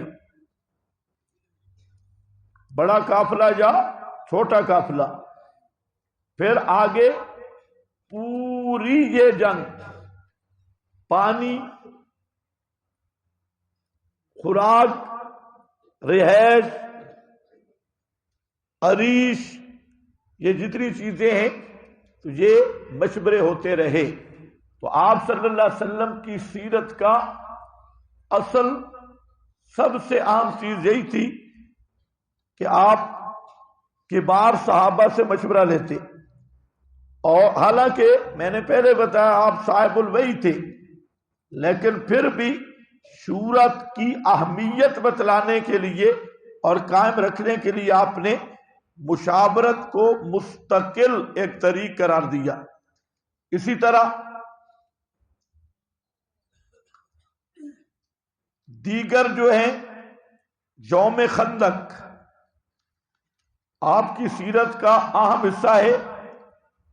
احزاب کی جنگ، خندق کی جنگ، اس میں جو مشاورتیں ہوئی اور سعد بن معاذ، سعد بن عبادہ وغیرہ یہ معروف واقعات، اس کی پوری تفصیل اگر دیکھنی ہے البدایہ والنہایہ اور باقی روایات میں مل سکتی ہے۔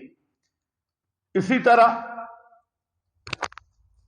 غزوہ احد کی مشاورتیں،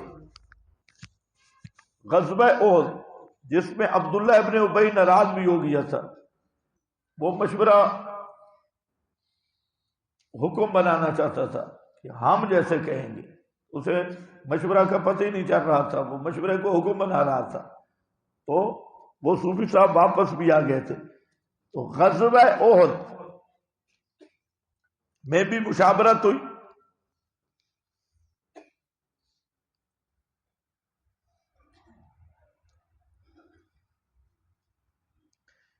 اسی طرح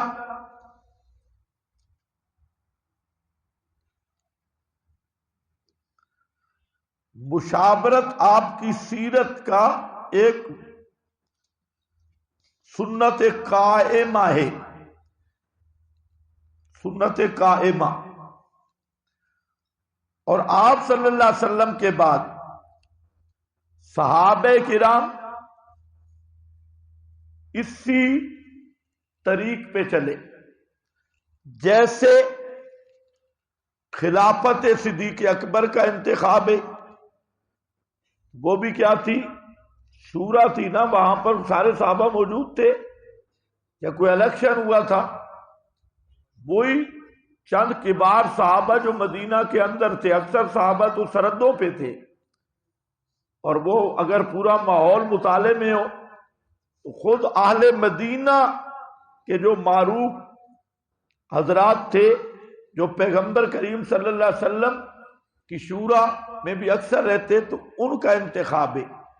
پھر حضرت صدیق نے جب حضرت فاروق اعظم کو منتخب کیا، تو یہ بات تو صحیح ہے کہ یہ حضرت صدیق کی رائے تھی حضرت فاروق اعظم کے بارے میں، لیکن حضرت صدیق نے تمام جو معروف اصحاب شورا تھے ان سے انفراداً مشورہ لیا، الگ الگ کر کے مشورہ دیا، انفرادی مشورہ ہوا اس میں بھی، البتہ میٹنگ کی صورت نہیں بنی۔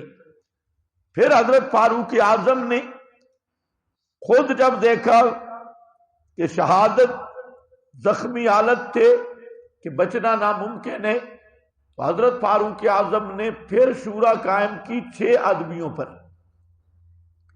اور 6 آدمی کہ وہی عام صحابہ کرام جو عام رکن تھے آپ صلی اللہ علیہ وسلم کی شورا کی۔ اسی طرح حضرت عثمان کی شہادت اچانک ہو گئی، لیکن جب مدینے کے حالات اچانک، وہاں پر تو کسی کو وہم و گمان بھی نہیں تھا کہ یہ جو بلوائی آ رہے ہیں سیاسی اختلاف لے کر اور سیاسی اعتراضات کرنے والے کہ یہ خلیفۃ المسلمین کو شہید بھی کر دیں گے، یہ کسی کا تصور بھی نہیں تھا، کیونکہ وہ لوگ بظاہر حضرت عثمان کی تعریفیں بھی کرتے اور ساتھ لیکن بھی لگاتے کہ یہ غلطی کی، یہ غلطی کیجیے، لیکن ان کا اگر سبائی تاریخ دیکھنی ہے تو ان کا انداز بالکل جناب مودودی صاحب جیسا تھا اور میں لگتا ہے کہ عبداللہ ابن سبا کا یہ مودودی کوئی پہلا شاگرد ہے، بالکل ایک جیسی سوچ ہے، اوپر تعریف کرتا آئے گا اور نیچے لیکن کر کے آگے بکواس شروع کر دے گا۔ تو یہی ان کا اندر، تو صحابہ کی سوچ ہی نہیں تھی کہ خلیفۃ المسلمین کو شہید کریں گے، وہ اچانک شہید ہو گئے۔ تو اب بلوائی جو تھے منافق، انہوں نے یہ تو وہ سمجھتے تھے کہ اگر ہم اپنا کسی کو خلیفہ بنا دیں تو بڑے بڑے صحابہ موجود ہیں، کسی نے بھی ہمیں نہیں ماننا۔ تو انہوں نے مختلف آدمیوں کی طرف کوشش کی، لیکن جو اصحاب شورا مدینہ کے اندر موجود تھے اس وقت، اکثر صحابہ حج پہ تھے، اس وقت جو تھے تو وہ حضرت علی المرتضیٰ کے پاس آئے اور انہوں نے کہا کہ اب حالات ایسے بن گئے، باقاعدہ اجلاس نہیں ہو سکتا، تو آپ ہاتھ بڑھائیں، ہم آپ کے ہاتھ پہ بیعت کرتے ہیں۔ وہ بھی خلافت شورا کے تحت ہی ہوئی۔ تو اصل شروع میں اسی طرح حضرت معاویہ اور حضرت علی کا جو مسئلہ چل پڑا، اس میں ایک خاص چیز آ گئی تھی، اور وہ کوئی خلافت کی لڑائی نہیں تھی یا حکومت کی لڑائی نہیں تھی، صرف مسئلہ یہ تھا کہ حضرت علی رضی اللہ تعالیٰ عنہ وہ یہ سمجھتے تھے کہ میں اپنی حکومت مضبوط کر لوں تو پھر ان باغیوں سے بدلہ لیں گے حضرت عثمان کا، اور وہی وقتی طور پہ باغی بھی حضرت علی کی چھتری کے نیچے چلے گئے اور انہی کی شورش تھی ساری۔ تو حضرت معاویہ کا ذہن یہ تھا کہ یہ معاملہ بلوائی اور یہ جو منافق ساتھ مل گئے ہیں تو یہ قصاص میں رکاوٹ بنیں گے اور یہ قصاص کا معاملہ لمبا ہو جائے گا۔ بس یہ ایک کش بکش چل پڑی۔ تو حضرت علی نے حضرت معاویہ کو سمجھ رہے تھے کہ شاید یہ میری بات نہ مانے، تو انہوں نے انہیں معزول کرنے کا حکم دیا، جیسے جس کی زبان میں آج کل کیا کہتے ہیں استعفیٰ، کہ آپ شام کے گورنری سے معزول ہوں۔ انہوں نے کہا کہ میں آپ کی ہر اطاعت کروں گا، لیکن میں ولی ہوں حضرت عثمان کا، یہ قریبی تھے، میں ولی ہوں، اور ولی کو قرآن نے حق دیا ہے، وہ قصاص کا مطالبہ کر سکتا ہے، تو آپ یا خود قصاص لیں یا پھر وہ قاتل ہمارے حوالے کرے، تو ہمارا کوئی آپ سے جھگڑا نہیں، ہم آپ کی بیعت کرنے کے لیے تیار ہیں۔ بس یہ معاملات تھے کہ درمیان میں انہی منافقین نے اچانک جنگ چھیڑی، یہ ایک لمبی داستان ہے، لیکن پھر صلح بھی ہو گئی۔ اور پھر حضرت معاویہ رضی اللہ تعالیٰ عنہ خصوصاً جب حضرت حسن کے ساتھ صلح ہو گئی تو وہ اس کے بعد حضرت معاویہ 60 ہجری تک وہ اسی شورا پہ قائم رہے اور اسی شورا کے ساتھ وہ چلے۔ تو یہ تو صحابہ کرام کا درمیان میں جو حوادث ہیں یا موانع ہیں ان سے چھوڑ کر تمام صحابہ کرام اسی شورا والی پالیسی پہ قائم رہے۔ اس کی دو صورتیں، چاہے انفرادی ہو یا اجلاس کی صورت میں ہو، اکٹھا ہو۔ ابھی سمجھو، یہ تو ذیلی بات ہے، اب ذرا سمجھو کہ آپ کا طریق بھی شورا ہے، قرآن پاک کا حکم بھی شورا ہے،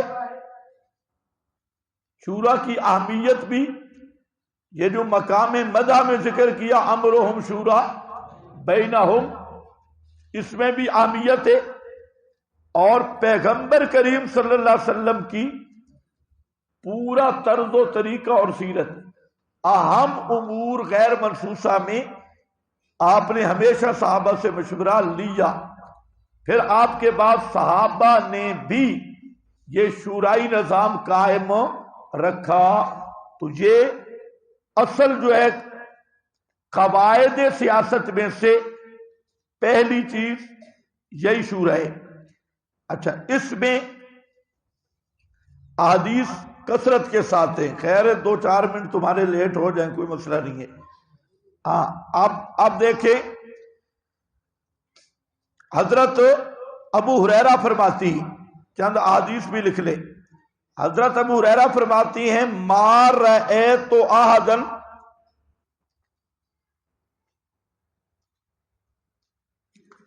اکثر مشابرۃ لاصحابہ من المصطفیٰ.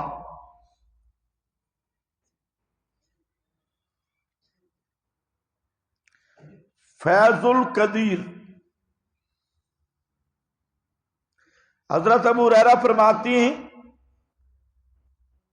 کہ میں نے کسی کو بھی نہیں دیکھا جو اپنے اصحاب سے نبی پاک سے زیادہ مشورہ کرتا ہو. یعنی سب سے زیادہ مشورہ اپنے صحابہ سے آپ کرتے تھے.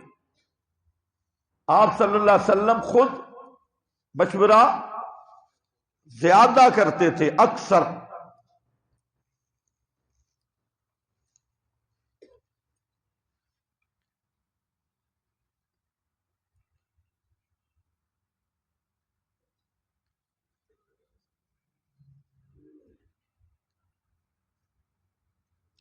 اسی طرح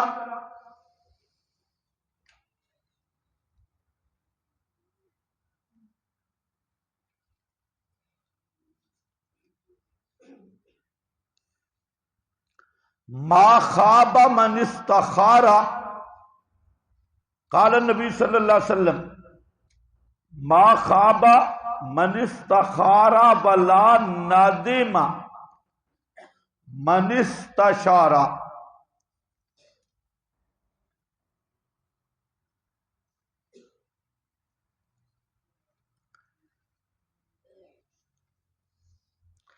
یہ روایت ہے فیض القدیر بے رقم 7895. یہ اتنے لفظ جو ہیں ما خواب من استخارہ ولا ندم من استشارہ، کہ جس آدمی نے استخارہ کیا وہ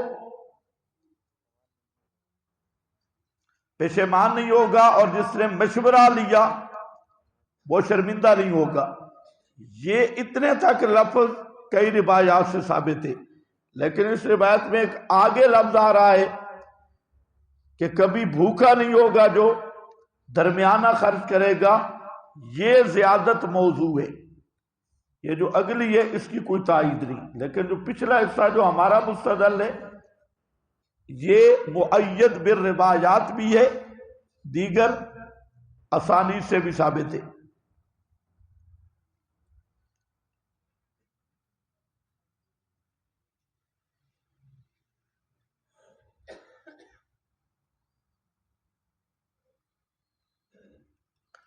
اب گویا کہ یہ قولی ترغیب بھی آ گئی، قولی ترغیب بھی اس میں.